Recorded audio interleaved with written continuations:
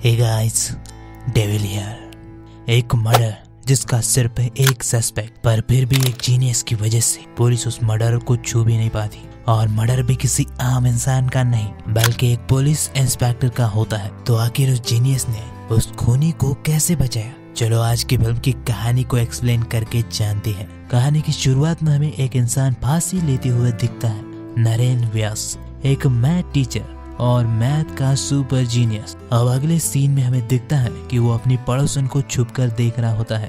उसकी पड़ोसन माया डिसूजा एक सिंगल मॉम जो एक कैफे चला के अपनी बेटी तारा को पढ़ाती है। नरेन उस पे फूल पैदा होता है सिर्फ उसे देखने के लिए। वो रोज उसकी शॉप पर जाता है, जिसकी वजह से माया को उसके वर्कर साथी चिढ़ाते भी रहते हैं। लेकिन कैफे में माया के सामने आते ही नरेन नर्वस हो जाता है और कुछ बोल भी नहीं पाता, जबकि उसने माया के साथ बोलने का घर पे मिरर के सामने प्रैक्टिस भी की होती है।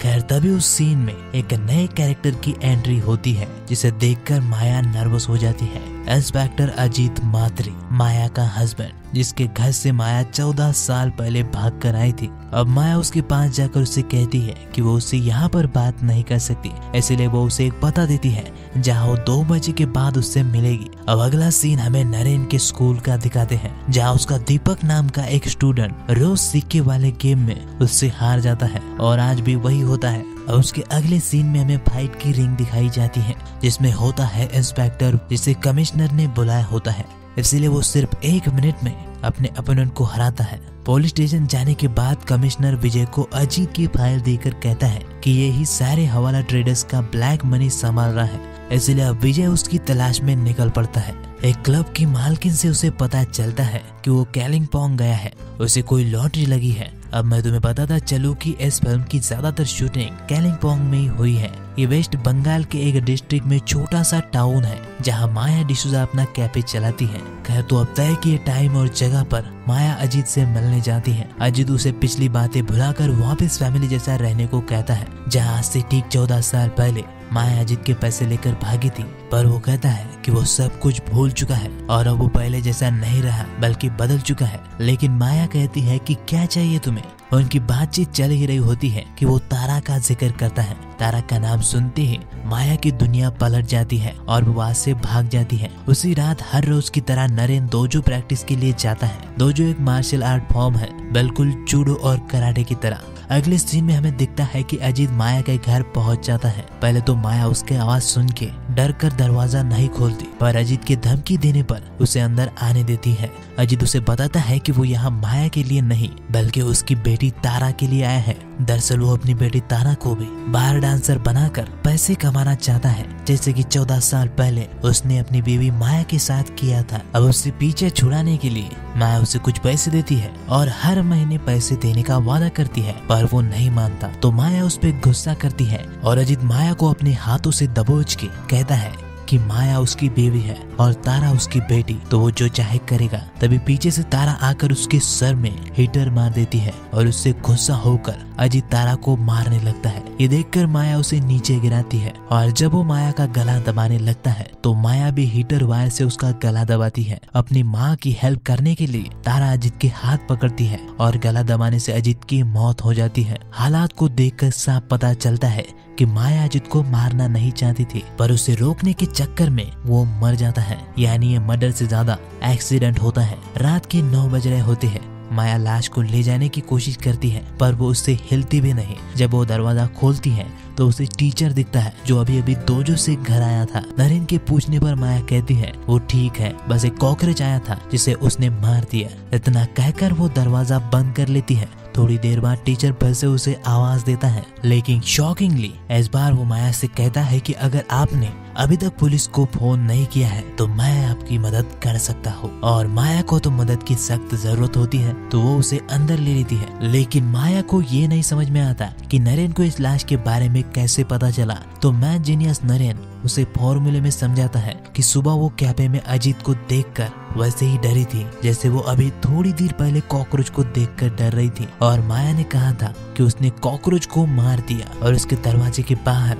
उसे सिगरेट का जला हुआ टुकड़ा और सिगरेट की बदबू आई थी। तो इन सारी चीजों से नरेन को पता चल गया कि वो अनजान आदमी मर गया। वैसे ये तो था नरेन का कहना, पर जो मूवी हमें नहीं दिखाती कि हर रोज इस छेद से नरेन माया को देखा करता था। और आज भी जब घर आया और उसने माया के घर में झांका तो उसे अजीत की लाश दिखी। इसलिए उसने इतने विश्वास से माया को ये कहा कि वो लाश छुपाने में उसकी मदद करेगा। तो अब नरेन अजीत की बॉडी को उठाकर दूसरे कमरे में ले जाता है और तारा को वो घर को साफ करने को कहता है। जब उसे पता चलता है कि अजीत पुलिस में है तो वो माया से कहता है कि इसे ढूंढने पुलिस जरूर आएगी और अगर लाश मिल गई तो वो आप तक भी पहुंच जाएंगे। इसीलिए वो अजीत की बॉडी की पहचान ना हो पाए उसके सारे सबूत मिटाता है और माया को उनके सपोर्ट में कुछ सबूत बनाने को कहता है। और यहाँ से सीन कट होकर हमें अगली सुबह का सीन दिखता है जहाँ इंस्पेक्टर करण कालिम्पोंग पहुंच चुका है। कमिश्नर उसके हेल्प के लिए सब इंस्पेक्टर सुंदर सिंह को उसके साथ अजीत के केस पर काम करवाता है,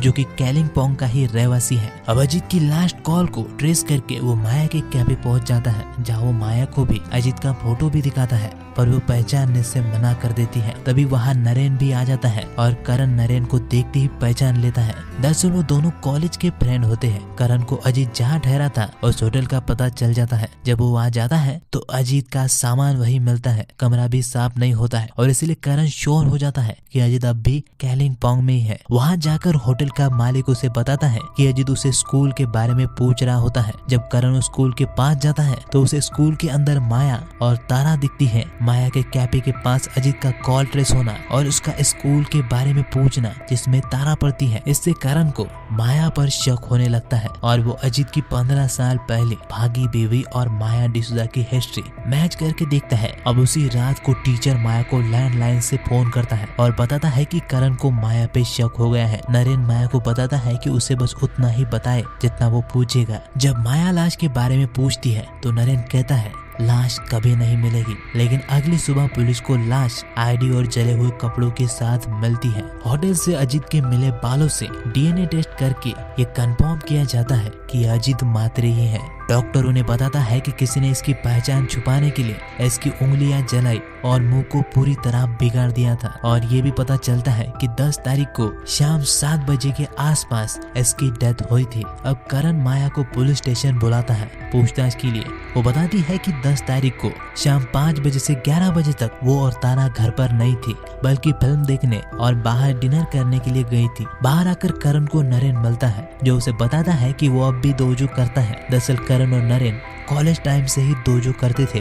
करण उसे अजीत के मर्डर के बारे में बताता है और कहता है कि तेरी पड़ोसन माया अजीत के मर्डर की इकलौती सस्पेक्ट है, क्योंकि करण को माया की कहानी पर यकीन नहीं होता कि वो थर्सडे को 11 बजे तक घर से बाहर थे, जबकि अगले दिन तारा का स्कूल था। इधर नरेन सब हैंडल कर लेता है, पर वो करण से एक झूठ बोलता है कि वो माया के कैफे में कभी कभी जाता है, जबकि वो रेगुलर जाता है। तो अगले सीन में मुंबई से कमिश्नर करण पर गुस्सा होता है कि अजीत के मर्डर की माया डिसूजा अकेली सस्पेक्ट होकर भी उसने अभी तक उसे गिरफ्तार क्यों नहीं किया। और इसका रीजन ये होता है कि करण के पास माया के खिलाफ कोई पुख्ता सबूत नहीं होते। तभी सुंदर सिंह पुख्ता सबूत लेकर आता है।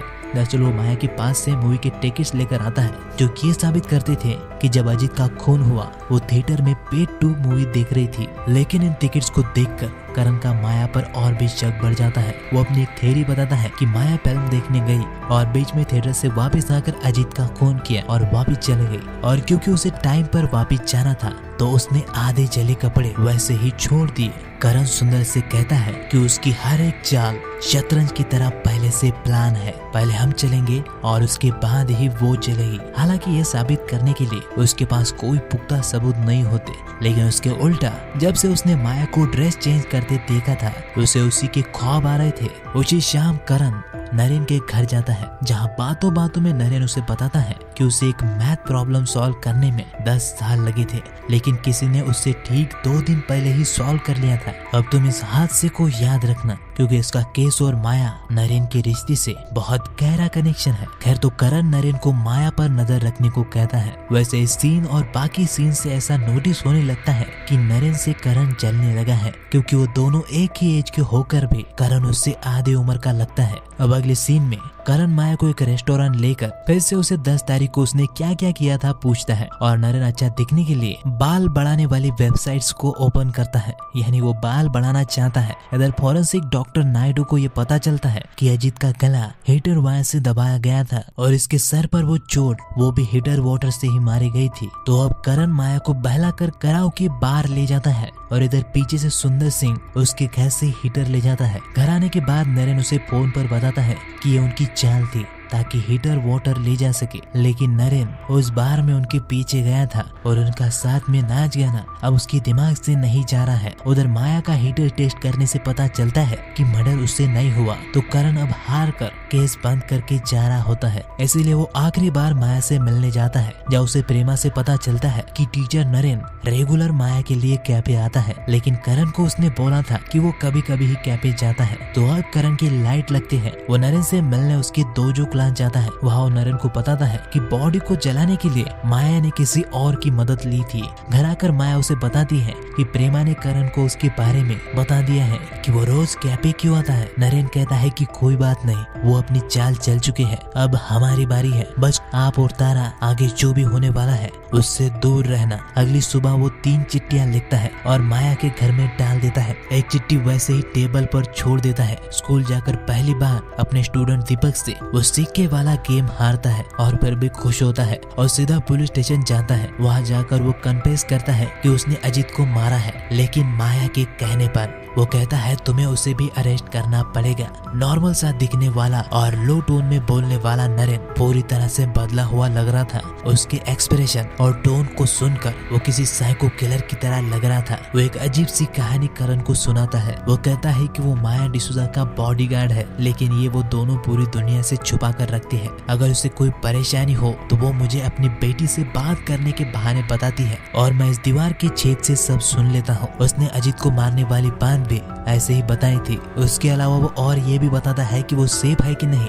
इसके लिए मैं उसे फोन भी करता हूँ। जब ये सारी चीजें माया से पूछी जाती है तो वो कहती है कि मुझे इसके बारे में कुछ भी पता नहीं है। आगे वो कहती है कि रोज रात को 8 बजे के बीच उसे कॉल आती थी, पर वो उठाती नहीं थी। साथ ही में वो कुछ चिट्ठियां भी दिखाती है जो कि उसके लिए कोई अनजान आदमी लिखता था। और नरेन के घर से भी पुलिस को वो मर्डर वेपन हीटर मिलता है और टेबल पर एक चिट्ठी भी जिसमें लिखा होता है मैं तुम्हें कभी माफ नहीं करूंगा। दरअसल नरेन बताता है कि उसने ये सब इसीलिए कन्फेस किया क्योंकि माया ने उसे करण के साथ धोखा दिया और वो चाहता है कि उसे भी सजा मिले। अब नरेन को जेल में डाला जाता है और माया को 22 बरी किया जाता है। हालांकि हम सब जानते हैं कि माया ने ही अपने पति अजीत को 9 तारीख को मारा था। तो सवाल अभी ये है कि नरेन ने ये सब कैसे किया और वो माया पर इतना मेहरबान क्यों है। अब जब यही सवाल माया उससे पूछती है तो बताता है कि जब उसने 10 साल लगा के एक मैथमेटिक्स के सवाल का जवाब ढूंढा था तो किसी और ने 2 दिन पहले ही उसे सॉल्व कर लिया था, जिसके बाद वो पूरी तरह से टूट गया था और फांसी पर चढ़ने वाला था। लेकिन तभी उसने पहली बार माया को देखा था और इल्जाम अपने सर पर लेने का एक और भी कारण था कि उसे अगले सवाल को सॉल्व करने के लिए कम से कम 15 साल लगने वाले थे। इसलिए वो अकेला रहना चाहता था।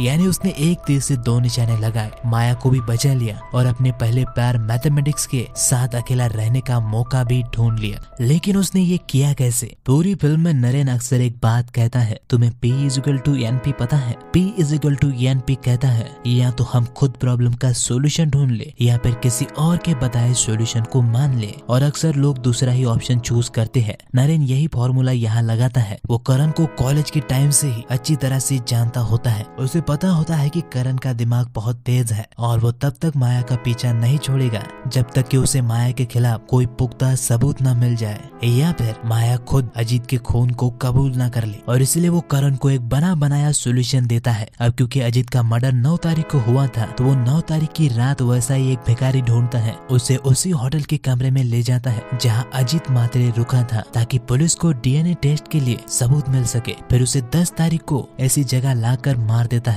और जब वो मर्डर कर रहा होता है तभी माया को बाहर भेज देता है ताकि उसकी तरफ सबूत बना सके और इस तरह से वो माया को बचा लेता है। अच्छा, उसने अजीत के बॉडी का क्या किया? इस सीन में सुंदर सिंह जब उसकी सर्च हिस्ट्री चेक करता है तो वहाँ ह्यूमन बॉडी को ठिकाने लगाने के तरीके सर्च किए होते हैं, यानी उसने किसी ऐसी जगह अजीत की बॉडी को डिस्पोज किया जहाँ उसे आसानी से ढूंढा ना जा सके। और क्योंकि पुलिस के सामने पहले से अजीत की बॉडी थी तो उन्होंने उसे ढूंढा भी नहीं। और इस तरह से जीनियस मैथमेटिशियन नरेन ने इस पूरी मिस्ट्री को मिस्ट्री ही रहने दिया।